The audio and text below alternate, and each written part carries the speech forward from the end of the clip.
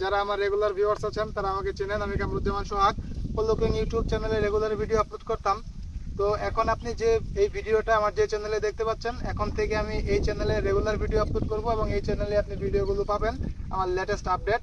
So আপনি যদি এই চ্যানেলের নতুন ভিজিটর হয়ে থাকেন তাহলে চ্যানেলটাকে একটা সাবস্ক্রাইব করবেন, ভিডিওটাতে লাইক কমেন্ট এবং শেয়ার করবেন এবং এই চ্যানেলের নোটিফিকেশন বাটনটাকে অন করে রাখবেন, কারণ এই চ্যানেলে আমার রেগুলার ভিডিও পাবেন।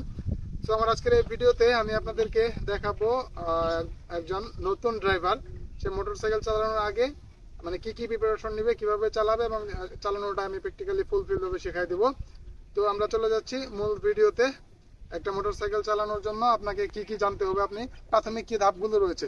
তো আমরা যারা নতুন ড্রাইভার রয়েছি তাদের একটা জিনিস প্রবলেম হয় যে আমি এখনো গাড়ি চালানো শিখি নাই, শিখবো, শিখতেছি, সামনে শিখবো, এরকম একটা মন মানসিকতা থাকে, কারণ তার মনে ভয় কাজ করে সে পারবে কিনা।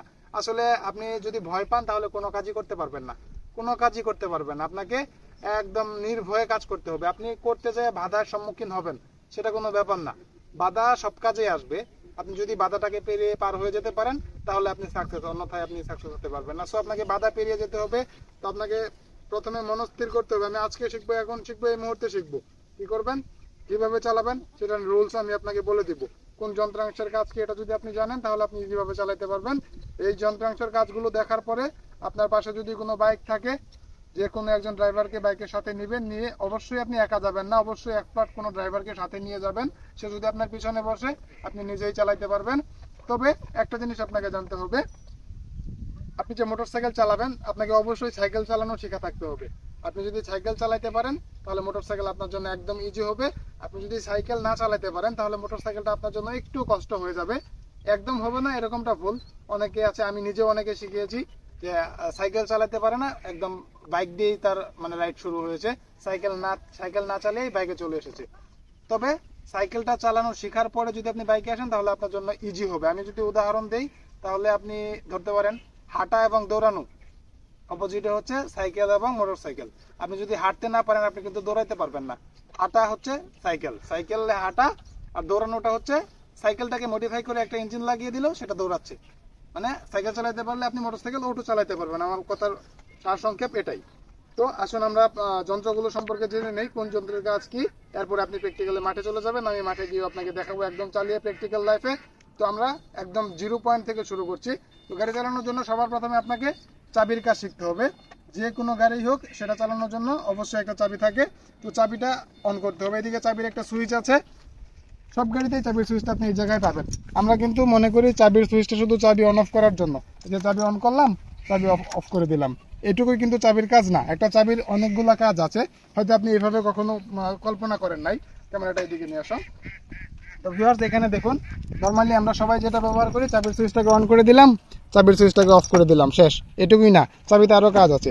এই চাবির মাধ্যমে আপনি লক করতে পারবেন। লক করার জন্য আপনার যে হ্যান্ডেলটা আছে, হ্যান্ডেলটা সম্পূর্ণ বাম দিকে ঝাঁকাতে হবে। ঝাঁকানোর পরে চাবিটাকে নিচের দিকে প্রেস করে বাম দিকে ঘোরালে হ্যান্ডেল লক হয়ে যাবে। দেখুন এখন যদি আমি হ্যান্ডেলটাকে খোলার চেষ্টা করি, হ্যান্ডেল কিন্তু খুলবে না, হ্যান্ডেল এখন লক অবস্থায় আছে। তো এটাকে আনলক করার জন্য সেম প্রসেসে আপনাকে এই চাবিটাকে আবার ঢোকাইতে হবে, নিচের দিকে প্রেস করে ডান দিকে ঘোরাতে হবে। একটা ঘোরালাম, এখন কিন্তু হ্যান্ডেলটা আমার আনলক অবস্থায় আছে। আবার আমি এটা দিয়ে অন অফ করতে পারবো, এটা তো সবাই পারে। এছাড়াও চাবির কাজ আছে, আপনি যদি তেলের ট্যাঙ্কি খুলতে চান, তেল লোড করার জন্য চাবির মাধ্যমে লোড করতে হবে। চাবিটাকে ঢোকাবেন, ঢোকানোর পরে ডান দিকে একটা ক্লিক করে টান দিলেই তেলের ট্যাঙ্কি খুলে বেরিয়ে আসবে। আবার এই চাবির মাধ্যমে আপনি সিট খুলতে পারবেন। সব গাড়িতেই চাবি দিয়ে সিট খোলা যায়, তবে এক এক গাড়ির এক এক জায়গায় সিটের চাবির সুইচটা থাকে। যেমন আমার এটাতে এই জায়গায় আছে, কিছু কিছু গাড়ির ডান পাশে থাকবে। সো এটা কি করতে হবে, সেম প্রসেস, ঢোকাবেন, একদিকে ঘুরান দিবেন, বাস আপনার সিটটা বের হয়ে আসবে, একদম খুলে চলে আসবে। সব গাড়িতেই সিট খোলা যায়, চাবির মাধ্যমে এটা করতে হয়। হয়তো এই জিনিসগুলো যারা এক্সপার্ট আছেন তারা জানেন, কিন্তু নতুনরা হয়তো জানেন না। তাদের জন্য আমার এই ভিডিওটা, আমি আগেই বলেছি যে আমার এই ভিডিওটা হচ্ছে নতুনদের জন্য। তো আমরা চাবির কাজগুলো মোটামুটি জেনে গিয়েছি। যদি কারো কোনো প্রবলেম থাকে অবশ্যই কমেন্টস করে জানাবেন, চাবি নিয়ে যদি কারো কোনো প্রবলেম থাকে। তো চাবির ব্যাপারে আমরা ক্লিয়ার। এবার আমরা আসবো হচ্ছে ধারাবাহিকভাবে আমরা অ্যাক্সেলেটরে চলে আসি।